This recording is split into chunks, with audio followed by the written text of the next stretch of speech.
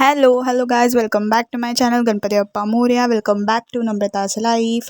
तर आज पण मम्मी एक न्यू रेसिपी करणार आहे.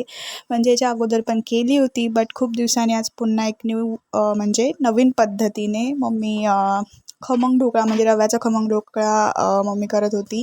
तर मी विचार केला की ही रेसिपी तुमच्यासोबत शेअर करावी, आपल्या सबस्क्रायबरसोबत शेअर करून तुम्ही पण न्यू रेसिपी तुम्ही तुमच्या घरी ट्राय करा आणि मला कमेंट करून सांगा तुम्हाला कशी वाटते. तर इथे मम्मीने रवा आणि दही आणि रवा मिक्स करून त्याच्यामध्ये मीठ टाकलं आहे. म्हणजे अगोदरच ते भिजण्यासाठी रवा आणि दही ठेवली होती आणि नंतर मग आता मीठ टाकते, त्यात तेल टाकते आणि मग ते मिक्स करून घेणार आहे. आता पहिले भिजवण्यासाठी 2 तास ठेवायचं असतं. ते भिजल्यानंतर त्याची टेस्ट अजून वाटते.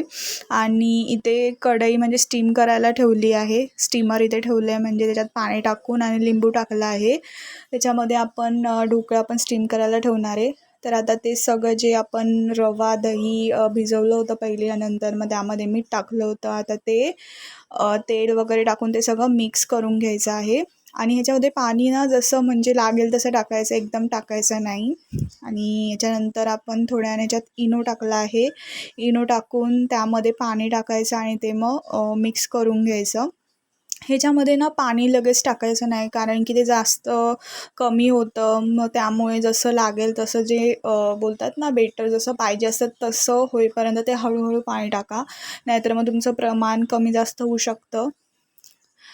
तर हे चांगलं आपण मिक्स करून घेणार आहे.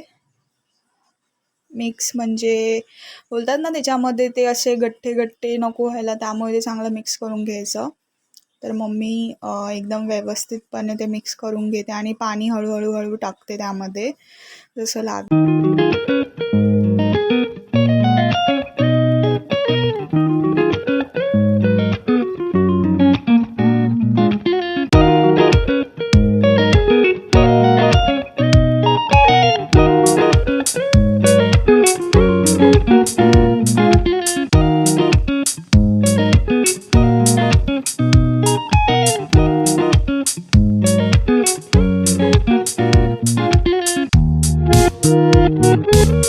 तर तुम्ही ते बघू शकतात. सगळं मिक्स करून झाल्यानंतर ते आपण जे भांडं आहे त्यामध्ये आपण ते स्टीम करायला ठेवणार आहे. त्याला पहिले तुम्ही तेल लावून घ्यायचं आणि नंतर मग ते सगळं आपलं जे बेटर आहे ते त्यामध्ये ओतून घ्यायचं आहे. आणि व्यवस्थितपणे ते ते बघा, ते स्टीमरमध्ये आपण पहिलेच पाणी गरम करून घेतलं आहे, त्यामुळे तुम्ही गरम करून घ्या, कारण की ते गरम करून झाल्यानंतर स्टीम चांगलं होतं. आणि हे बघा, इथे असं पसरवून घ्यायचं आहे व्यवस्थितपणे.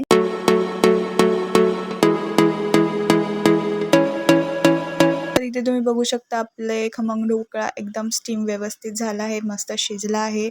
आणि मम्मी तिथे फोडणी देत आहे. त्या गरम तेलामध्ये मोहरी हिरवी मिरची टाकून मम्मीने इथे फोडणी दिली आहे. आणि आता ती फोडणी चमच्याने हळूहळू त्याच्यावर पसरवत आहे, त्यामुळे ते सगळीकडे व्यवस्थित जाईल. आणि त्यामध्ये साखर पण टाकायची, त्यामुळे थोडा गोड तिखट असा भारी आपला मस्तपैकी खमंग ढोकळा लागेल. टेस्टी सो या. तर आपल्या इथे खमंग ढोकळा रेडी आहे आणि आम्ही आता कटिंग वगैरे करून घेणार आहे. आपली फोडणी व्यवस्थित पसरलेली आहे आणि आता कट करून आम्ही तो एन्जॉय करणार आहे. तर आजचा ब्लॉग मी इथेच एंड करते. कशी वाटली तुम्हाला आजची रेसिपी? जर आवडली असेल तर नक्की लाईक करा, शेअर करा, सबस्क्राईब करा आणि कमेंट करून नक्की सांगा तुम्हाला आजचा व्हिडिओ, आजची रेसिपी कशी वाटली. खूप सॉफ्ट आणि एकदम थोडा स्पायसी, थोडा गोड, मस्त एकदम छान ढोकळा झाला होता. आम्ही खूप एन्जॉय केला. तुम्ही नक्की करून बघा ही रेसिपी ट्राय घरी.